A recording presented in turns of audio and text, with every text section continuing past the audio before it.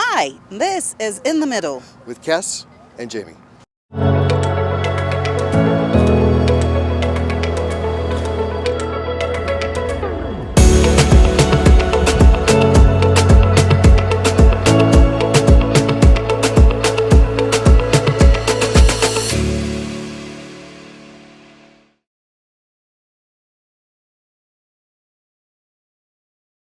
Jamie, I've been really wanted to ask you about the relationship between Kamala Harris and Joe Biden. What's going on there? There's a lot of sort of somewhat controversy going on, or has been happening lately. Tell me a little bit more about it, please. Well, it seems like what's coming out of the White House and in political circles is that there's a lot of bad blood right now or rising blood, I should say, between the Biden camp and the Harris camp. All right. What's going on? Well, from what they're saying is Biden's probably not going to be running in 2024.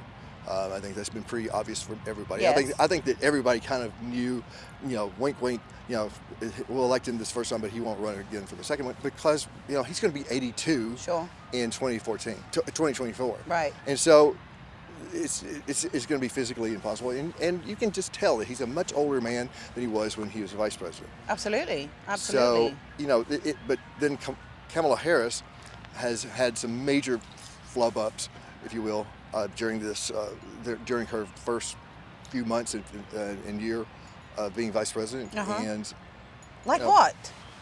Well, that thing with the border when she was supposed to go down to the border, and Biden was setting her up for a good, issue to take over in a female, a minority, going down to work with the border issues, and it completely got screwed up. And she lied about where she'd been to the border yet already or not, and it was just a ridiculous fiasco. And she's really kind of been a non-event, if you ask me. I mean, have you really seen the woman very much? No, interestingly enough, I haven't really seen much of her. I guess the big one lately that, while Biden was going through his medical check, she took over. And the big news there was the fact that she's the first woman and woman of color that has been a president temporary. I just want to have and that's what I'm saying. That's the biggest thing that came out that I've recently sort of, literally heard and remembered. But there has been a lot of tension going on, as you said, in those two camps. And for me, in the long term, what does that mean? What does that really mean? Will she be then running for the president in 2024? Does she stand a chance? Will then Biden camp and the Democrats support her? Yet to be seen. I think a lot of that. As far as is she going to be running, I would be if I were a betting man, I would say absolutely she'll be running. I don't think she's going to be. I know that she's not going to be clear in the field. In other words, she's not big enough or scary enough to scare off some other potential opponents in the primary.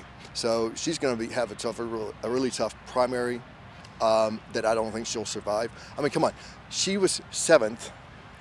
Going in before she left the campaign in 2020, before there were any real big votes, and she was running 7th in South Carolina.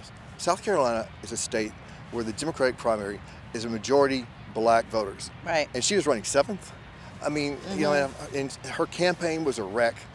I think her vice president's office is a wreck, and the buck stops at the desk of the boss, and so it makes one think the boss is a wreck. So we'll see. Interesting. Definitely need to follow up on that, because I think that this is a dynamic that a lot of people were going for at the beginning when they were just all put into place in power, and we're all wondering how she will progress and what she'll do. But at the moment, it doesn't seem like she's really doing all that much, or she's being a very strong, leader. And that to me seems that maybe you're right. Her chances are not that big in the next elections. No, I mean, I think one of the reasons why they're not really putting her into some bigger issues or some hot topic issues is everyone that they've given her, or that she's flubbed up. I mean, so. They're not willing to risk any more of a negative thing. And plus, her negative rating, her approval rating is 28%. which is That's way pretty- below the president. So she's just a drag to him. So why would they want to be dragging her butt in there to stand next to him? So it's not going well.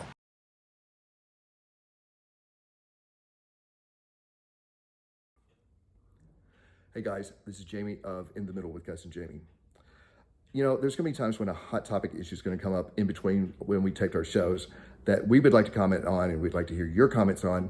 So to get around this problem, we've decided that we're going to tape at home individually on our cell phones our comments on these particular issues that we find important and interesting, and that we also hope that you find interesting and important too. Now, today I wanted to talk to you about the Jussie Smollett case. For those of you not familiar with the Jussie Smollett case, Jussie Smollett is an African-American gay actor in Hollywood who has made the accusations that two white men in Chicago attacked him brutally using racial slurs, homophobic slurs, and even put a noose around his neck, and made these accusations that this attack had happened. Now, a couple of days later, the Chicago police had determined that Smollett was lying, and some of this was based on the fact that two of his Smollett's associates, friends, whatever, who are ironically African-American, attacked. They'd been paid by Smollett to attack him and beat him up, and the purpose of it was for Smollett to get sympathy and for it to help his career. Yeah.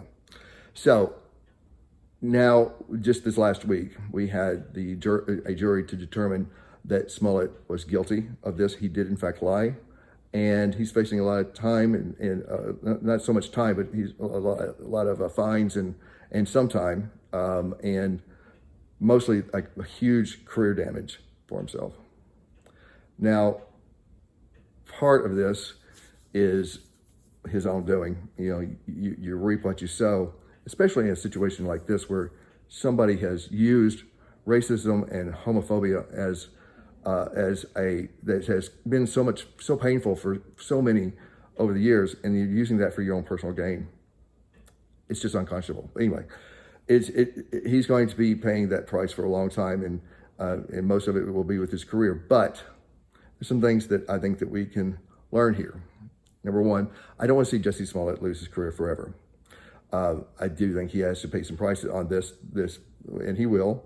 But we have all made mistakes. We have all sought forgiveness, and we all have sought ways to redeem ourselves. And Jussie Smollett is no different.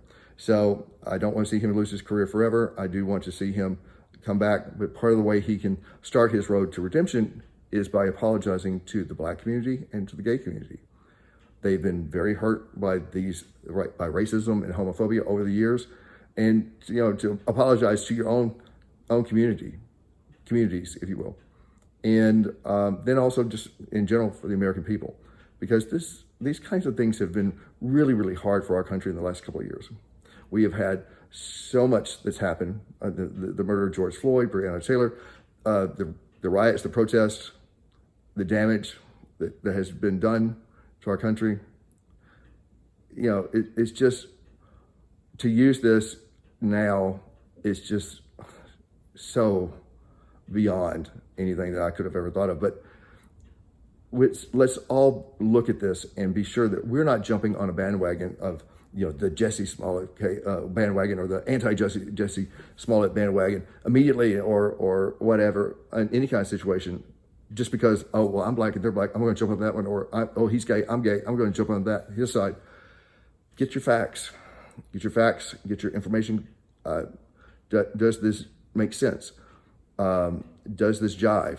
The stories, and make a judgment on your own. Use your brain, use your gut instinct on these things. Don't just be forwarding Facebook messages that you get. They're insensitive and they're incendiary, that really do piss you off. I mean, listen, I've done it too. Listen, I'm just as guilty. I've learned my lessons on that, but it's still, I still have to catch myself when I read something like that. It's like, well, don't send it. Think about it.